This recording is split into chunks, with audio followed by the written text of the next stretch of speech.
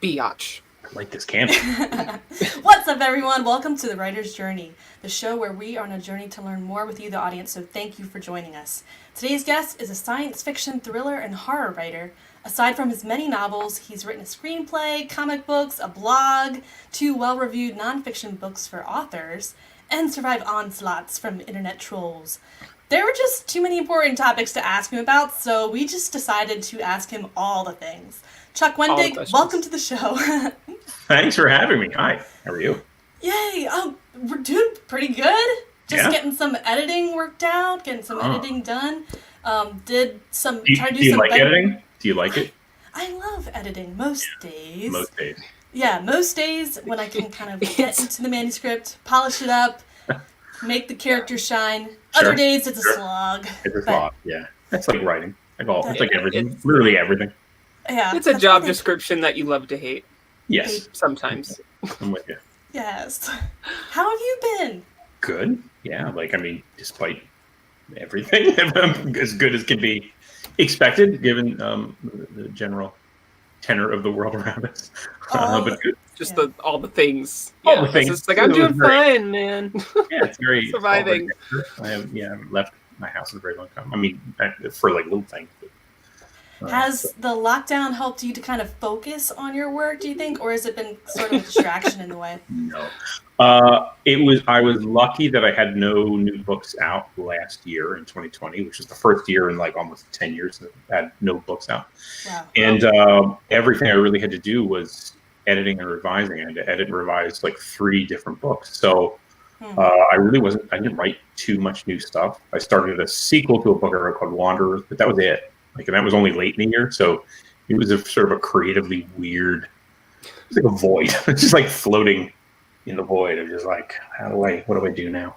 That's the conundrum. People think, I'm gonna go full time. I'm gonna have all the time in the world. No, you don't. Your production, the first 1 to 3 months, drops by at least 50%. Yeah, if you're not already in a good thing. Yeah, totally just lost the word for that, but yeah. Totally need a groove. And then having a kid who's home all the time because of, virtual, it's always I have this office, I work in a shed. So I'm at least insulated from the house, but still a lot to do. Yeah, you're in Pennsylvania, right? That's what they tell me, yeah. I'm just over the border in Delaware. Are you? Okay. At my gym, we get a lot of Pennsylvanians coming in because they're like, we can't go to our gym. We'll go to yours. I'm like, yes, but you have to wear a mask. Are you okay with that? And they're like, okay. Yeah, as long as they're okay with it. Hey. So we work out together. Nice. So it sounds like 2020 was kind of a year where you're planting seeds in your writer's journey, and that maybe the publishing will be happening this year. Do you have any books in the works now that will be published soon? I have 3 books out this year in 2021. Ooh. I have in April. I have You Can Do Anything Magic Skeleton, which is a book with Natalie Metzger that I used to for a lot of the last 4 years of nonsense. I tweeted a lot of fake motivational tweets, sort of deranged, I call them monster motivations. They go off the rails about halfway through and get weird, deep old ones. I'm into this. Wait, when did this twist? Yeah. Oh no. I should not have gone and read this tweet. So a publisher wanted to publish those and so Natalie Metzger is an artist I adore. Her cartoon work is gloriously weird. So that it's my first coffee table book that's coming out in April. And then my first sort of official horror novel, Book of Accidents, comes out in July. And then I have my first middle grade out in October, Dust and Grim, which is about a girl who inherits a funeral home for monsters. Sweet. You got a full year. I love it. Full year, yeah. And of course, it's still pandemic rules. So everything out, no book tours or nothing fun like that. So, But that means we've got you on our show. Yeah, I just live in the Matrix now, where you call upon me. So you mentioned a sequel to The Wanderers that you're working on? Yeah, I'm writing that now. Yeah, that was a big book on the first one, and looks like the second one is also very big. How could you not know, Facebook user? We've been telling you all week. I'm kidding. We love you. That's a total phenomenon. I think it's just because we're all sort of diffuse on the internet. We're all like a broken mirror, but I will, I'll do like when I have a book out or something, I'll do like, I'm doing this book tour, I'm going to be here doing this and doing this AMA. And then inevitably I'll be like, oh man, I went to Portland last night. It was really great to see everybody. Thank you. And then I'll get like 5 messages be like, you were in Portland last night? I would have gone. I'm like, I can only do so much. They come to your house and be like, I'm here. Come to my event with you. Yeah, Right. You're here at the event. You're dressed. You also have an awesome hat on. William Tyler Davis notices your strong bad hat. He also is a big fan of your Wanderers book. He said it's one of his all-time favorites. Oh, well, thank So we're all looking forward to that sequel coming out. So we want to know, how did you get started in writing? How much time do we have? That's it's weird because like every writer has their own sort of origin story as to how they do it. I was just thinking origin story. Yeah, and it's like they're all different and weird, and that's one of the problems with whenever anybody wants to know, like, how do I do this? Like, well, you did it your way. I don't know. Like, I made a map and then I set it on fire. So it was like a weird process, and I'll try to short circuit as much as possible. I started out very early on writing role-playing games, pen and paper role-playing games, like D&D type stuff, for a company called White Wolf Game Studios.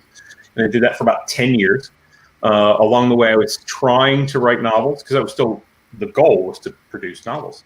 And I wrote, I think, 5 full novels along with a number of dismembered story corpses, as writers do, half finished things. And like the 5 books I wrote were super not good.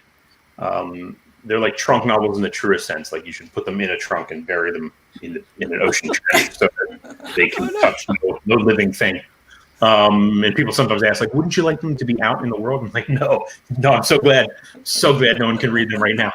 It's horrifying. I sometimes look back and be like, nope, shouldn't have looked at that. They were bad. They were not good. So I did what any author would do at that point, which was I entered a screenwriting competition and then won it somehow. Actually, curiously, we were talking a little bit before the show about Jonathan Mayberry. It was run by, he used to be local to me, and he ran an organization here called the Writers' Room. And the Writers' Room was the one who had this contest. I didn't know him at the time. And the judge and prize were the same person. It was a screenwriter named Steven Susko. He did The Grudge 2. He did a Jack Ketchum adaptation. He's done, and that's sort of his specialty, is adapting pre-existing material to the screen. So I won, and then I basically get a year-long mentorship, which is like a year of homework. So a year of homework. Could have been a jet ski, but it was like a year of homework. And he was like, well, let's talk about writing script. And I was like, I don't really have any interest in writing movies. Like, I just want to write novels, and I want you to help me adapt my unfinished novel that I was working on, which at the time was Blackbirds. And it was a book I was trying to write and simply couldn't get going. I was like an old person lost at the mall. I would be like, find myself in Bed Bath & Beyond, and I didn't know how I got there. So I would maybe get 75% of the way through this book, and I would sort of just unspool and not know how to end it.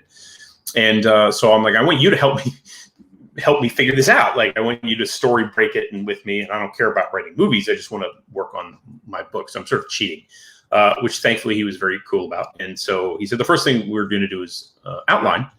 And I said, no, we don't do that in novel world. Like, I don't know what you have to do in Hollywood land, but in novel world, we listen to the squirrels and we talk to the trees. And so he said, how's that going for you? I was like, okay, touche. All right, it's not going well. So, I learned how to do an outline and overlay. It was, it sounds like misery then, but now it was like just like 2 days worth of work to put an outline together. It felt like pulling teeth to do it, but I did it. And suddenly I had a book, like not a completed novel, but a completed story, something I had not had yet about this book. And so from there, I actually turned that into a script, which I used as the outline for the novel that I would write.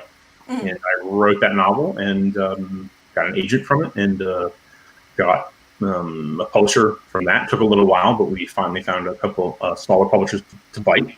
And that became a 6-book series. And from that point, it was like 20-some novels. And, I did, as a side note, then the film and TV thing, I found a writing partner, a guy named Lance Weiler, and we ended up writing a script and ending up at the Sundance Screenwriters Lab.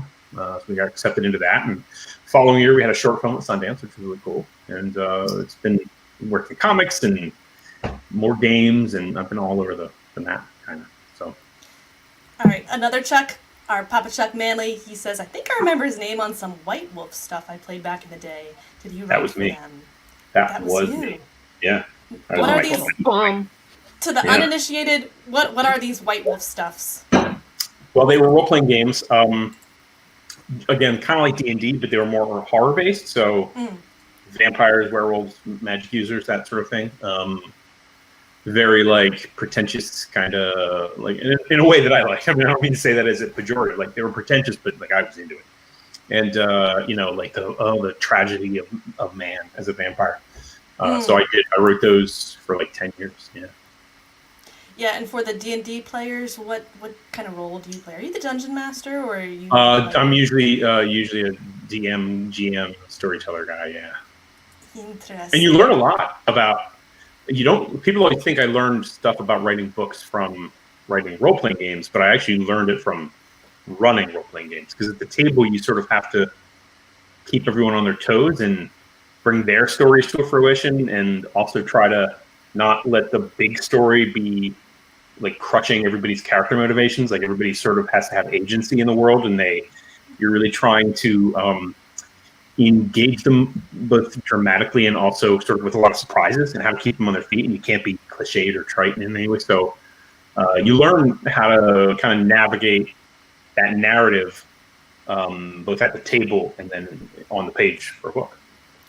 Yeah, when I'm writing, I sometimes think like, what would this character say, or what would this character do? But if you're in the middle of playing a game, you get to find out what your friend would actually do. As a writer, do you kind of have friends in mind that you think of and put in the character slot when you're imagining? Sometimes, yeah. Sometimes they are, or sometimes they're just almost like a character that I pretend is real. I mean, I think it's one of the things that writers often say, like, oh, well, the characters did things I didn't expect them to do. And it feels like magic. I mean, really what we're doing is creating a magic trick, like on stage with the stage musician. But, sometimes if you do it right, it looks like real magic. It feels that way, too. Papa Chuck says, truth, GMing creates nimble creative reactivity. That is a good sentence. I agree with my fellow Chuck. Yes. And Chucks have wisdom, apparently. He wants to know another thing from your wisdom. What are your thoughts on indie writing versus trad publishing? I don't have any great or meaningful thoughts. I have done both. I am what you consider, or what they consider, a hybrid author, though I haven't done much self-publishing recently. It's been a couple years. It's hard. It's harder than being a traditional writer in a lot of ways, because you're obviously, you're not just a writer, you're a publisher. So you've got to do all of those things, or know people who can do them for you and sub that out, especially if you're going to try to put together a product, which you should, that is on par with or better than what the traditional is doing. I think that's where some indie people maybe miss the mark, is that they kind of, I think, view it as a shortcut or as an easier path, when really it's the harder path, and you need to be sort of, anticipating you're going to try to do equal to or better than what's happening, on the traditional shelves. I think for certain genres it's really great. For other genres, maybe not so great. I think it's all down to choice. I think one of the larger concerns with indie is that Amazon's dominance of that field became over time problematic, and sort of their rules became more and more obfuscating. And if they don't like a particular genre, they can sort of push it down to off search lists, and if they, so it gets a little trickier with having the one big giant monster in the room that you have to negotiate with every time. What do you mean by like getting your book to the same level as an indie author with trad? Both in terms of not just the story you're writing, which is a more subjective space, but with design, book design and cover, and the entire presentation of it, editing, copy editing, developmental editing. You should have all of that happening at a level equal to traditional. Otherwise, what's the point? And if it's not a book that's good enough to survive in that space, then the question is, why do you think it should be good enough to survive in the indie space? If you want to have that control and that level of autonomy in indie, then you should be, confident enough to be like, I'm going to do this right, I think. I totally agree with you. Kalene, what do you think? I mean, honestly, that is probably one of the biggest hurdles in indie publishing. I'm probably sounding like a robot, I can tell. No, you sound great. No robot. Okay. Yeah. But it's definitely one of the hardest hurdles being an indie author, because you're not just focusing on the writing, you're not just focusing on the words, you're also putting out a lot of money for potential editing, for covers. You can even outsource money for the blurbs if you're not really good at blurb writing. And then you have all of the advertising. Now you're starting to put on the business hat. You have to figure out, what's in my book and how is that going to translate to readers? What's the most important thing that the most readers are going to want? How do I show that on the cover? And then there's also the cover itself. The art of the cover itself can matter. Like we had the one guest that was saying in the paranormal fantasy YAs, purple means one thing, green means another thing, and if you mix those up, it's gonna be bad, and so it's a lot, and that's just skimming the surface. So yeah, right. I mean, it's hugely rewarding because you definitely have a lot more control over your own product. You don't get told this needs to change, that needs to change, we're doing this, title needs to be that. You have all those decisions for yourself, but you also have all the risk for yourself. Mm-hmm. Right. So going into it, you need to definitely hold that and be aware that every choice you make is on you. Yeah, it's kind of essentially a small business owner. I mean, realistically. Chuck, how did you assemble your team to help get that book out there then? How did you find your editor, find your cover designer, find those people? For indie stuff? Mm-hmm. It depends. My first and only indie novel is a book that a second in the series, an urban fantasy series, the Mookie Pearl books. It's sort of like if you took the criminal underworld and matched it up with the supernatural underworld and made them kiss. And so they were originally sold to the same publisher that bought my first books, the Miriam Black books, Angry Robot, and they went insolvent. And so we were able to get the rights back to those books. So they had already been edited, and the covers had already been designed, and I was able to purchase those covers from them and by proxy from the artist. So that part was already done. The book design, I was able to find just a book designer who was a friend of mine and pay her, and she put together a glorious product. And she did that also for some of my writing advice books that started off in the indie space. Like a lot of my writing advice stuff started off in the blog and then moved to online indie publishing stuff. And they were very successful. Actually, fiction hasn't been super successful for me in indie. In good traditional, but where indie has worked really well for me is doing that writing stuff. And actually it ended up where I started to sell directly using PayHip as my sort of delivery mechanism. And that actually gave me a better return than even Amazon would give me on digital. And I was able to funnel more and more people to that through the blog, and that ended up being kind of a lucrative side stream for a while in terms of getting that going. So you were selling your book directly to people on your blog? Yes, and it also means I'm not selling just the Kindle version, but I can sell them literally every version at one time. I can give them a PDF, EPUB, Kindle, just all in one go for the same price. And then there's no direct delivery to a Kindle, and I'm not married to Kindle Unlimited or any of that weird sort of ever-shifting pool of money, or honestly, however it is that it works now. I'm not quite caught up, but yeah. Yeah, I think a lot of readers like that because they want to support you and your work directly if they possibly can. Right, and then I also have, I have direct contact with them, and I have the ability to, they've subscribed to either the blog or I have their email addresses through PayHip, and so again, with if I sell direct and only through Amazon or through another big vendor, I don't get that. So it's nice to have that direct access. So you're using PayHip for the payment processing, and then BookFunnel to get the books to them? No, actually, PayHip does it all. Oh, wow. It does both delivery and payment. So Interesting. Ooh, we've got a secondary possibility out there for y'all to be looking into. Yeah, and I know people who use like Gumroad and stuff too and are happy about that, but PayHip has been good for me. So. All right, well, speaking about that blog, Papa Chuck says his blog, Terrible Minds, is pretty popular. What advice does he give to writers that want to blog in 2021? Don't. No, I don't know. Hey! No, I mean, do, but like understand that blogs are on the downward slope for people's content desires. The goal for me is to not care about that. Like I never blogged for any greater purpose than I just wanted a place to put those thoughts. And it also helps me practice writing, and also helps me find an audience and earn that audience a little bit.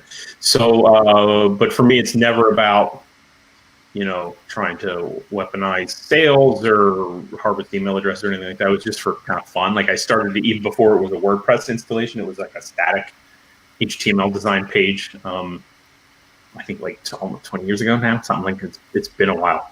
And, I never really intended it to be much other than me kind of yelling at me about writing. And then eventually I turned the lights on and found out there were people reading, which was a surprise. So. Like, yeah, I want to be yelled at too. Yeah, exactly. I want to be on it too. Yeah, so for me, it's like the advice is just to kind of do it because you like it and because you have things to say, not because there's you're trying to farm content or whatever. I mean, people, I think, especially with social media, do it because you like it, not because you are trying to sell books or whatever. People pick up on it, and then you become a better writer in the process. That's the hope. Yeah, that's the goal. Yes. All right. Well, speaking of becoming better writer, we've got a book that we'd like to spotlight.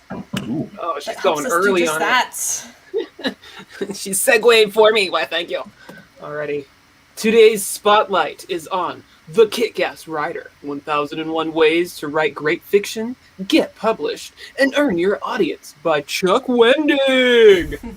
The journey to become a successful writer is long, fraught with peril, and filled with difficult questions. How do I write dialogue? How do I build suspense? What should I know about query letters? How do I even start?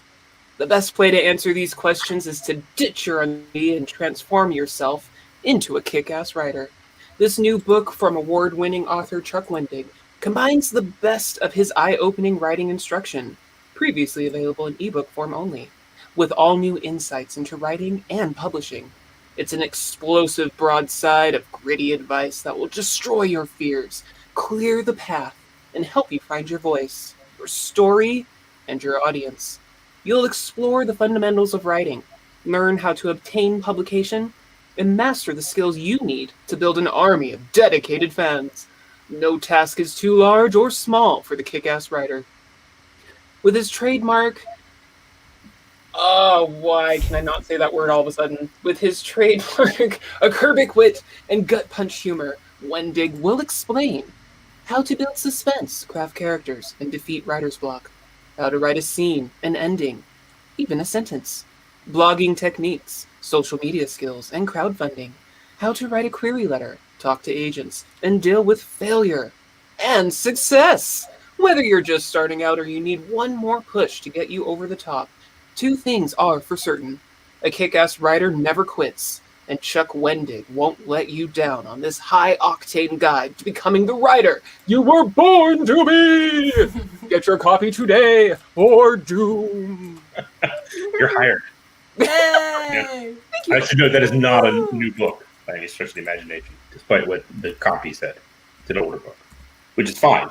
But I don't even know if I agree with what I said in that book anymore. That's how old it is. Sometimes I go back and look at old writers' advice and I was like, oh, what the hell was I thinking?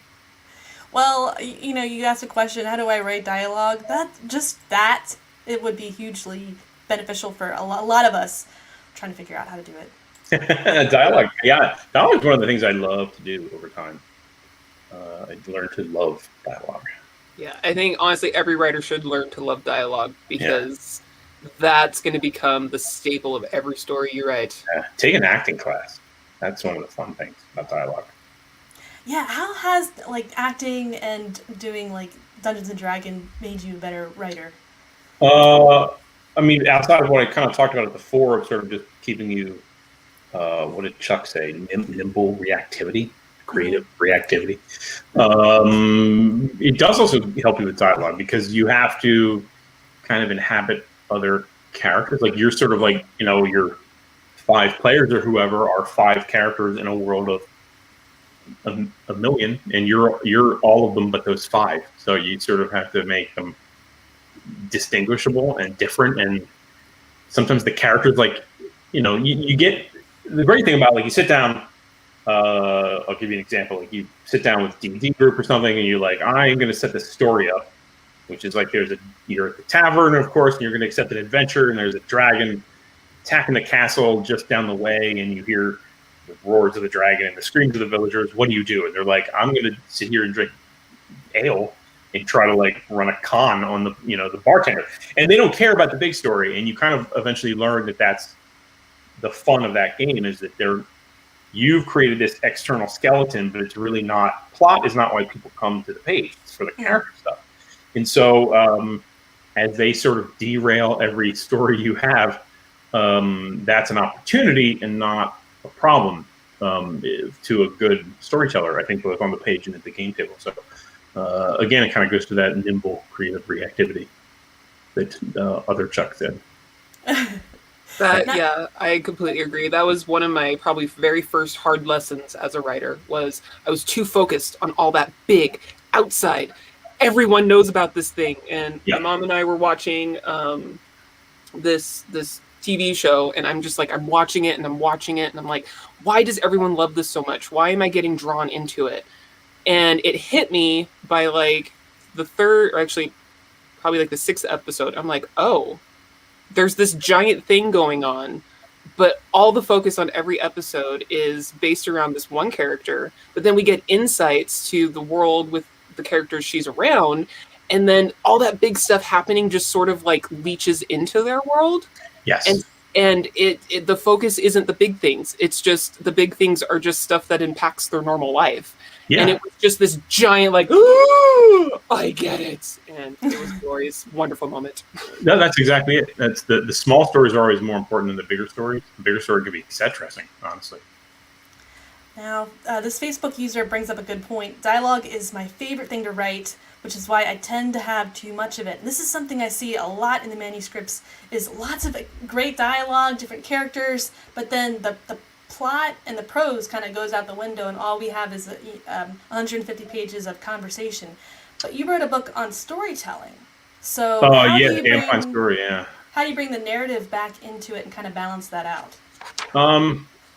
It's tricky because you want to treat dialogue not just as a tool, right? I mean, not just like you want it to be organic and alive, while also at the same time recognizing that it's a building block to the story. It's a material piece, not everything. If you want just dialogue, you're going to have to write a screenplay or a play. And even they're not all dialogue. They still have action pieces.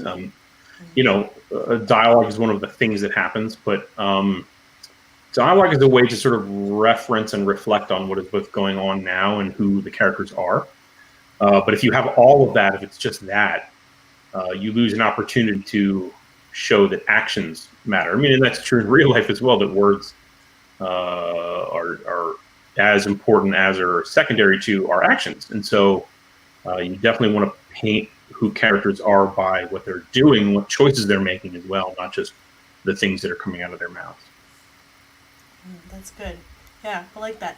All right. So we had a question from earlier, and it was, how long did it take you to become successful?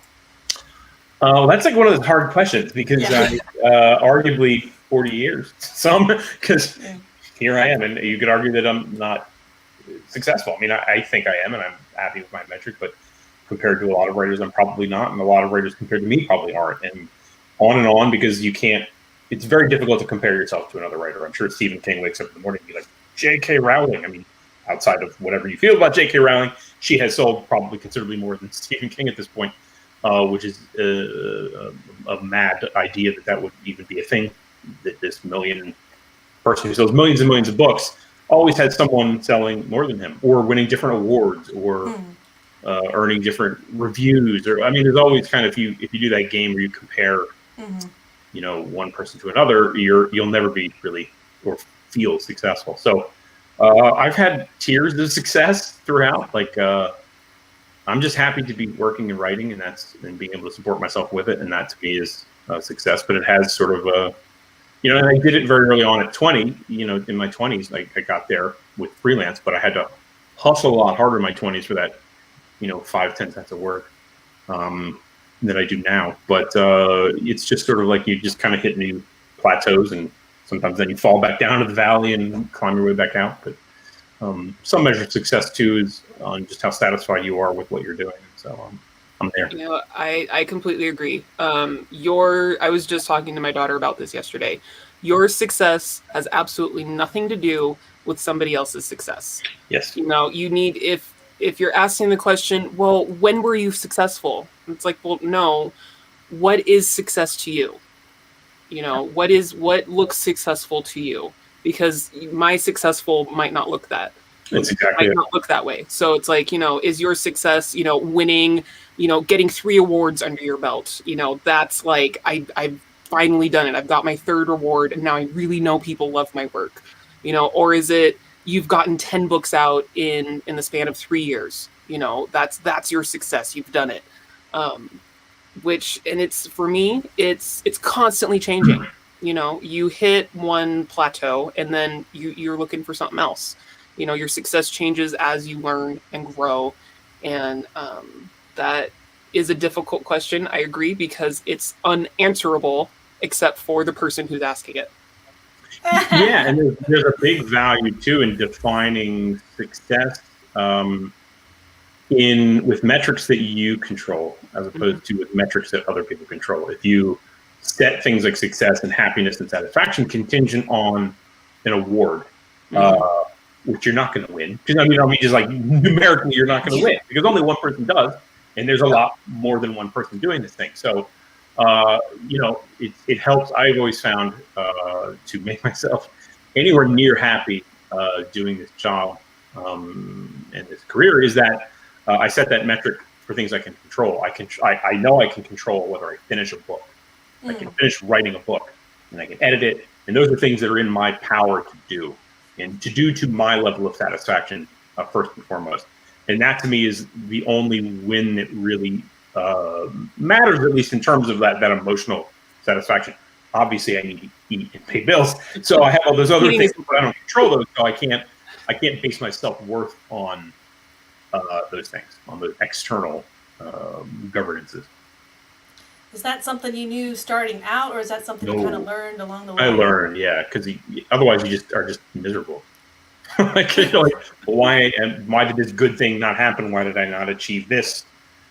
Just one more sale, 10 more sales. Why did I not get that deal, this deal? That you start to be like, shooting yourself in the foot when you still actually had what is arguably for many success. And I also think it's more fair to other people to set a meaningful kind of success, because if I were to say now, like, I feel unhappy accomplishing what I've accomplished, I think that would be kind of crappy. So I don't want to do that. I don't want to make it seem like it's all gross. I'm very fortunate and very lucky and very privileged as a writer. So I want to acknowledge that and be happy with what I did. Is there anything you would do differently if you could go back and change it? I don't know. Probably not. I don't truck too much with regret. I don't find that it's that useful. Who knows what would have happened had I made different choices, but I'm satisfied where I am. So. Or maybe to ask it a different way, like if you were starting out as a writer today, how would you get started? I would, if I went back in time, I would tell myself a lot more things about writing and about that I had to learn my process. That whole thing, I tell the story about outlining.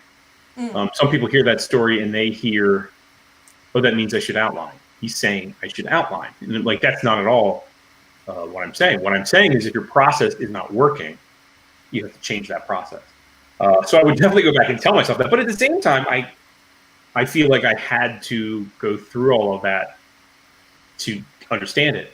I don't know that I would have listened. First of all, I would have probably been like, I would have listened to myself in the future. Be like, shut up, old man. I don't do these things. So, I don't know if that would have mattered. Sometimes you just have to learn them on your own, and no amount of foresight would have fixed any of the early speed bumps that I hit. Sometimes you need to hit those bumps and those failures to sort of learn how to go forward. I agree. Sometimes a failure is actually, that next ladder, that next bridge that you needed to actually get over the hump. Yep. Because you can understand it at a deeper level than just being told how to do it. Like, you can tell me how to read Chinese, but I'm not going to be able to know how to read Chinese until I actually, get into the nitty gritty. So anyway, I agree. Yeah, I think in that Kick-Ass Writer, I think I'd say that failure is an instructional manual written in scar tissue. Oh, I like that. Very, very poetic. A little overwritten, but I like it. All right, but well, speaking of process, Patricia asks, what is your daily writing routine like? It's different now. So it used to be, I had a pretty steady routine going for many, many years, that I would kind of wake up, in the morning, do the coffee breakfast thing, and then I would come either into the office if I had one in the house, or in the last several years, again, I've had my shed, which is where I murder people. I don't murder people here. I write books here. So I come out, and then I usually try to hit 2,000 words. And then, that's flexible a little bit, but I also have come to terms with the fact that every book is its own animal, and every story must be tamed in its own way. They're like Pokemon. Like, you got to know you can't just catch them and train them all the same way. So with Wanderers really broke everything I thought that I knew about writing a book. It taught me I don't know how to write books, and that was a really good lesson to learn. Because it was, first of all, I didn't write an outline for that one. I wrote like a synopsis, and I had written some sample chapters, and that was it, and that's all I went off of. And for a rather large, prodigious book, that was probably silly, but it worked. It worked very well to not have an outline and to feel like I was discovering and going on this journey with the Sleepwalkers at the same kind of way that they were. So I was discovering it while they were discovering it. So, and I also was not writing 2,000 words a day. Sometimes I would write 500 words a day. Sometimes I would write 5,000 words a day. It was this very erratic up and down kind of process. And I got to the point where it was my deadline, and I was like 100-some thousand words in, and I contacted my editor, and I was like, it's like a week away to deadline. I was like, well, I'm not done. I'm definitely not going to be done if I continue on like this. So, but I was like, what I can do is, when I kind of had this plan, I was like, I'm going to do like a fast forward time jump kind of thing, like you would see in Lost or something like that, and kind of change the sort of the tenor of the story and jump ahead, and like I'll be able to sort of hit deadline or close to it. And thankfully, she was like, don't do any of that. That's a terrible idea. And I was like, well, this book is really long already. And she's like, just keep writing it. Let it be as long as it needs to be, which was unusual advice. And I had not heard that from an editor as yet. And so from there, I added on another 100-some thousand words. And it ended up being a 280,000 word book. Whoa. And we didn't really cut anything for print. It's an 800-page book. It's huge. Wow. You could beat a bison to death with it. Not that you should. Please don't beat any animals to death with my book. But you can definitely, put it in a path of a train and derail a train with this very big book. So that taught me I don't know what I'm doing when I'm writing books, and that was a good thing to learn. Why was that a good thing? Because I think that's how it should be. If I really tried to force this thing to be what I had done before into the same mold in the same process, it would have ended up a considerably lesser book. Definitely would have been worse. I would have been happy with it. And my process entirely broke during it. And I have since let every book I've written since then I've just sort of let it be its own thing. I haven't tried to force a specific process onto it, especially as things get weirder in the world. It's also sometimes hard to sit and focus the same way that I used to. So I also let those things, as long as I'm getting work done and having progress be progress, I'm just sort of going with it. This is interesting because we keep having that debate. Are you a pantser or are you a plotter?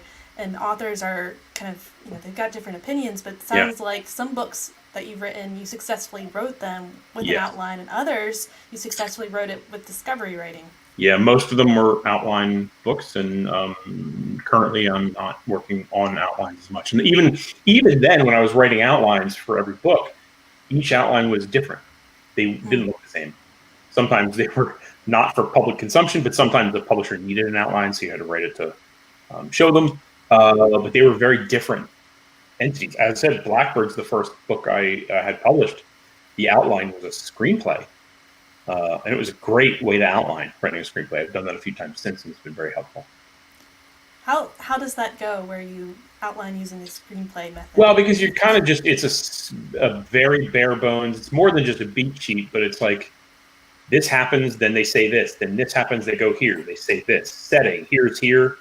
Now they're talking about this. So it's a very quick, like, you can, it's a very big outline, but it's real spare. It's just pure rib cage in terms of like how you can kind of see it laid out, and it's handy in its weird way. Interesting. All right. Well, we've had a couple questions about Star Wars. Corey asked, when working in the Star Wars universe, how much freedom did you have, or how hard was it to introduce canon-changing things? Example: the TIE fighters with ejection systems. You could, they were pretty open. The story group was very good about letting the stories be told the way the storytellers wanted to tell them. This sounds derogatory, but Star Wars is like junk. And I don't mean junk food. I mean, Star Wars, the perfect metaphor for Star Wars is the Millennium Falcon. In that it's a weird, somewhat occasionally ugly, cobbled together thing that flies like a dream, and it's like your favorite thing in the world. You showed someone like the Millennium Falcon and they had no idea what Star Wars was. They'd be like, what is that? I mean, literally all the characters in the world are like, what is that hunk of junk? But it's great. Like, we see it and we cheer. We're so excited whenever the Millennium Falcon is on screen.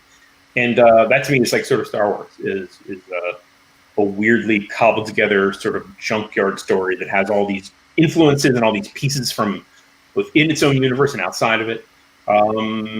So the ejector thing is not actually breaking canon. It's popped up in a few other things, including some like design books. Like Pablo Hidalgo was like, no, they actually technically can have ejector seats. So I was like, all right, we're going to go with it.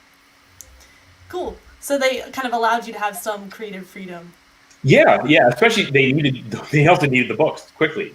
They ramped up very quickly for that first book. So, and actually the Aftermath series. So they gave me like the fence, the size of the pasture, and told me to run with it, and so I did. Papa Chuck, he asked, kind of generally, what was your experience like working on those novels? Generally great. I really enjoyed. First of all, I got to work with Del Rey, and they're my current publisher for non-Star Wars too. So that was a vital introduction to really a wonderful publisher with such a astonishingly good team. Elizabeth and Tom on the Star Wars side, Trisha, my editor, on the other kind of the horror-y science fiction stuff. And working for Lucasfilm, they were really wonderful people. By and large, a lot of them are fans. I mean, they're not. They don't have some 30,000-foot view of the corporate property, or you know what I mean. They're very locked down on like they're fans and they're into stories. So the story group works in that level. Some of my later experiences working with comics were a little weirder. And my understanding is that chalks up more to Disney than Lucasfilm. Though a lot of it is obfuscated to me as just the writer. You're kind of, especially in the writing other people's intellectual property, you're kind of at the bottom of the funnel and you don't control a whole lot. So, but it was overall a good experience, and I certainly glad I did. Do you have any tips for writers who are working in someone else's IP? It's tough. Working on this will come across as maybe a little harsh. It's not generally worth it unless it's worth it, which is a weird way to say, like, you write in another person's world because you really, really love it, not because you really want money and control. You don't control much. It can be very frustrating and confusing and Byzantine. It's often storytelling by committee. Again, I didn't really run up with that in the novels, but I know, it's certainly maybe gotten that way a little more since I wrote those books for other writers. And I certainly know in other story worlds it can be very much that way. If you're writing a video game adaptation, not only do you have to appease your publisher, but you have to appease whoever makes the video game. And sometimes whoever makes the video game is different than the distributor for the video game, so they might have input.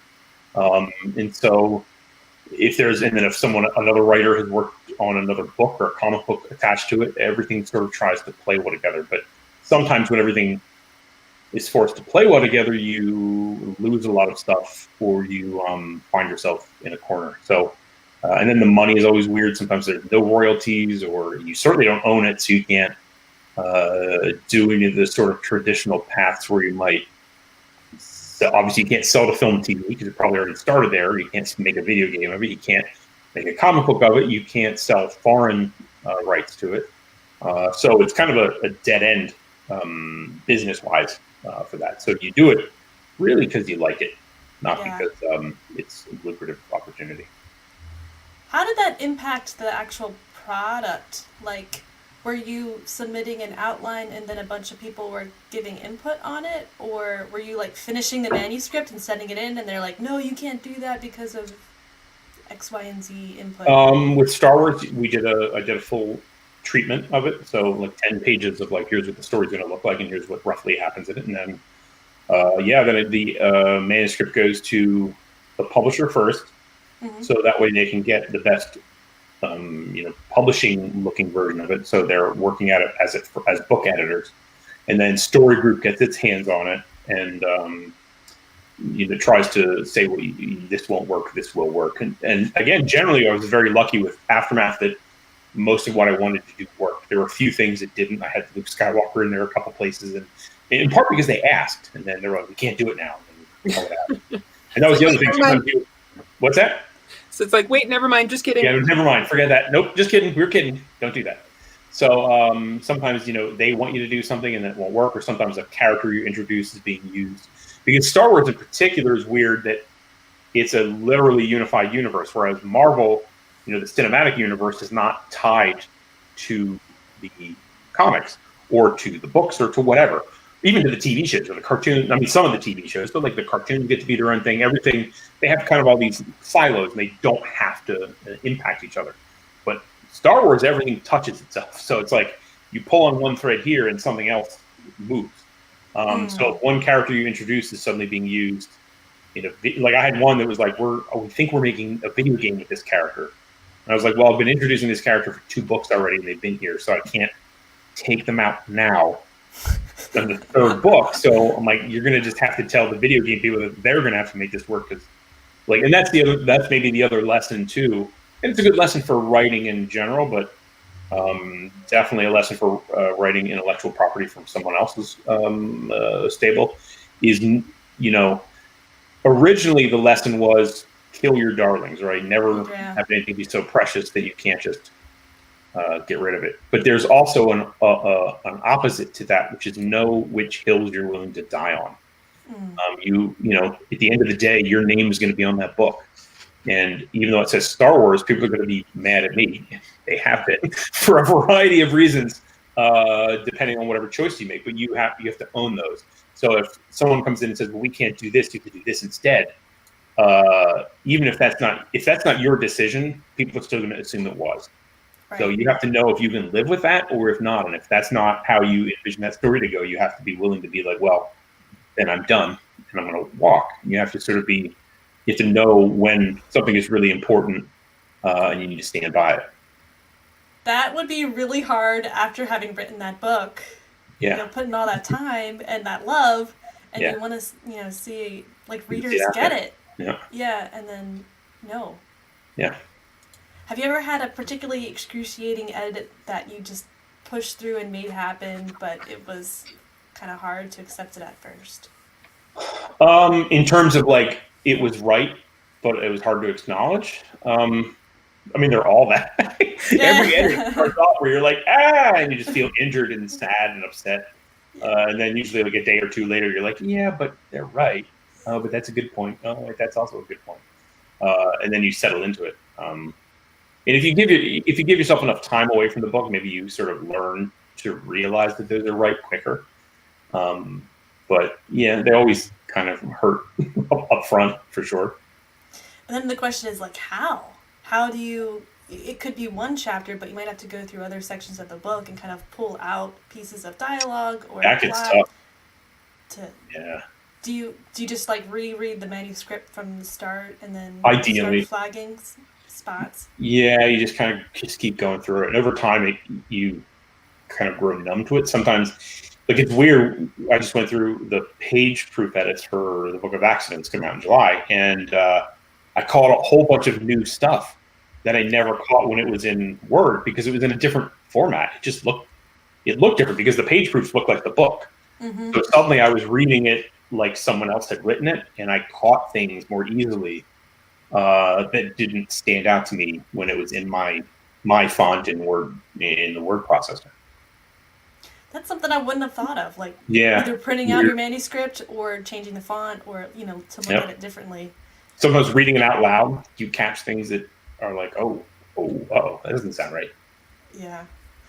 All right. I agree with all of those. I am still a printer outer of things. When it gets to a point where I'm like really getting in there with the dev, moving whole scenes around, splitting scenes, merging scenes, that's when I get out my scissors. That's when I get out my highlighters of different colors, and I am literally cutting, pasting, highlighting, and making notes. And then I go back in and I have my hard, cobbled together copy and then get it all put together back on the screen.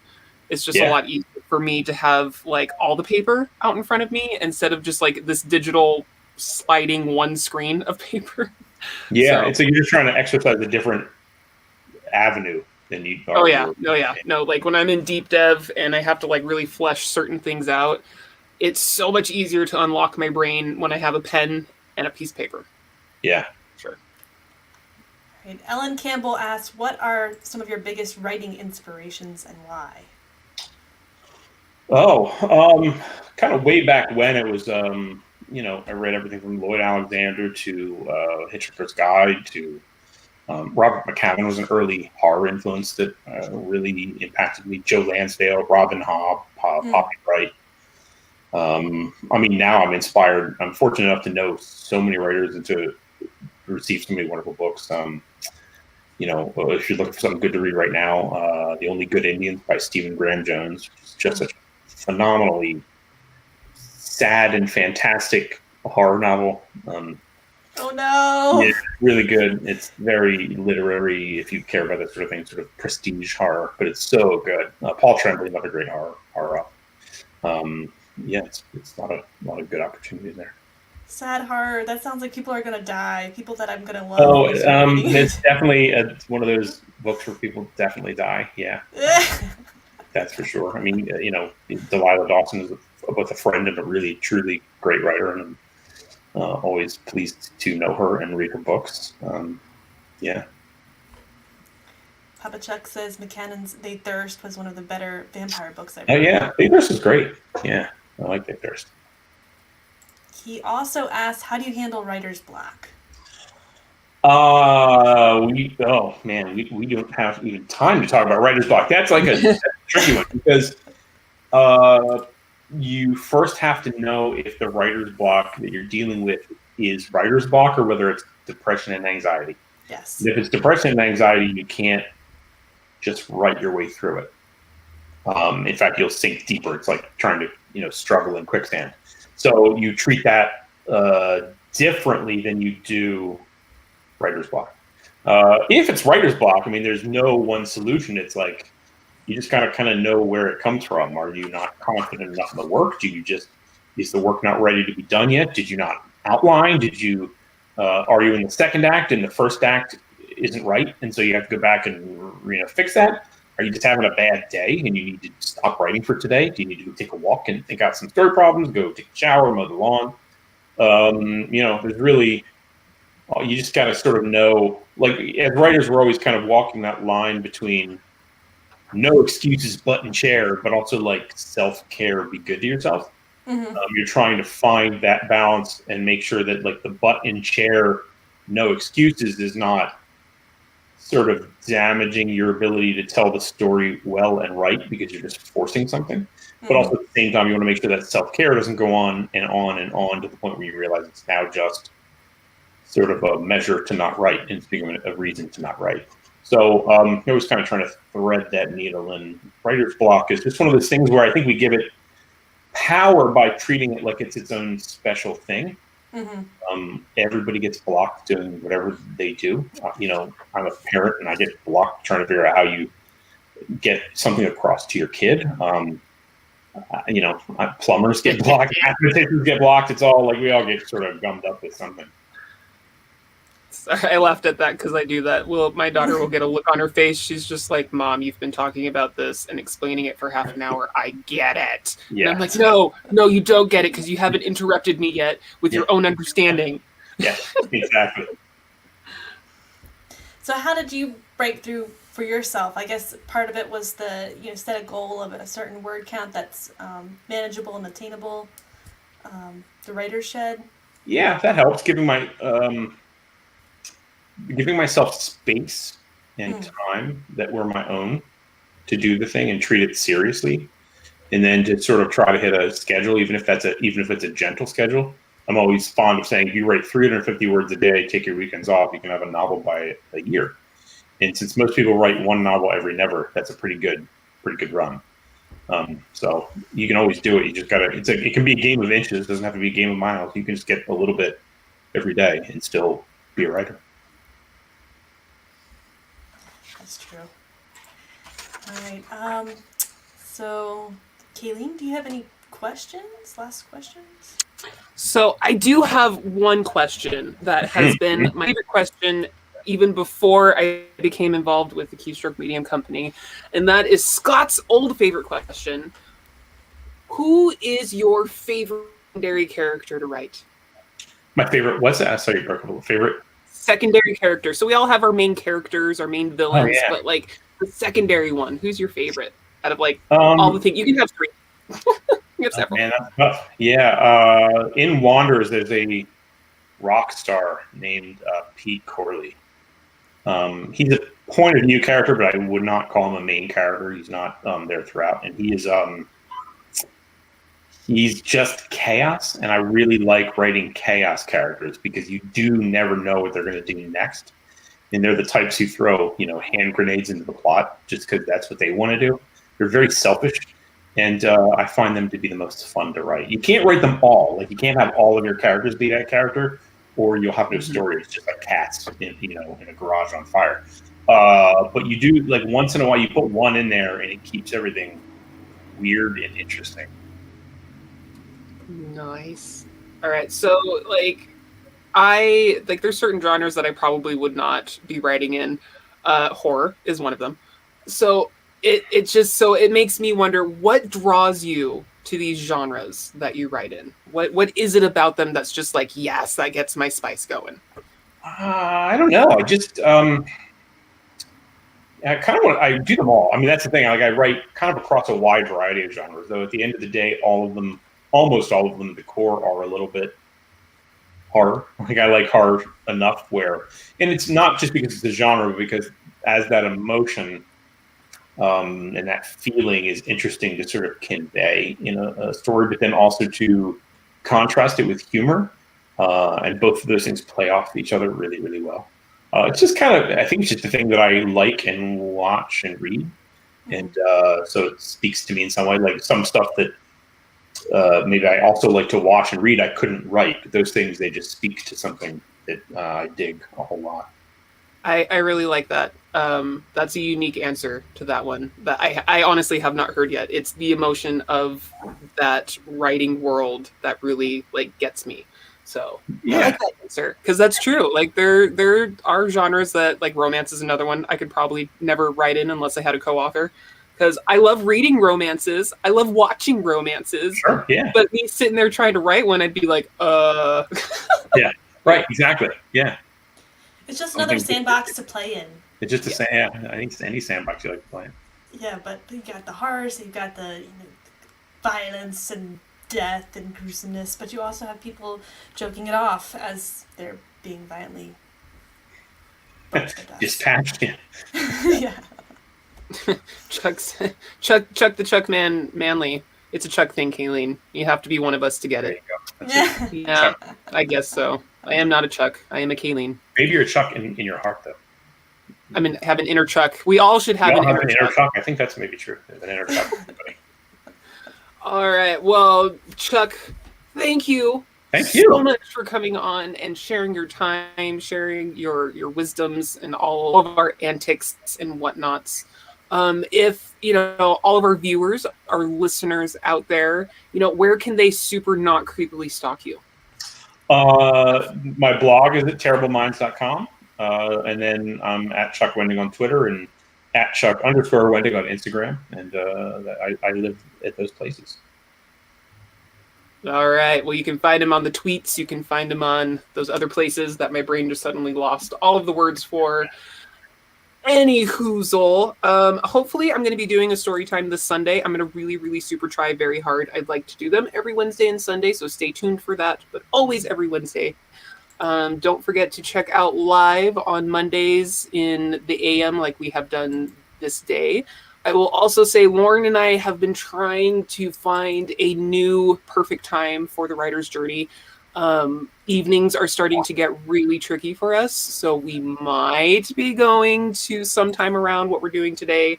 We will let you know more on that, but I did want to give you all a heads up. If you haven't checked out the Keystroke Medium group and filled out our survey so that we can give you more of what you want, please go and do that. It's completely anonymous. We have no idea who is saying what. So if you're like, I love you guys, but there's this hard thing I've always wanted to tell you and I don't know how, now's your chance, y'all. Get in there and give us your deets. Alrighty. For Lauren Moore and Kalene Williams, thank you so much for joining us on your writer's journey. Be sure to check us out next week where we're going to talk about more reading, writing, and everything in between right here on Keystroke Medium's The Writer's Journey.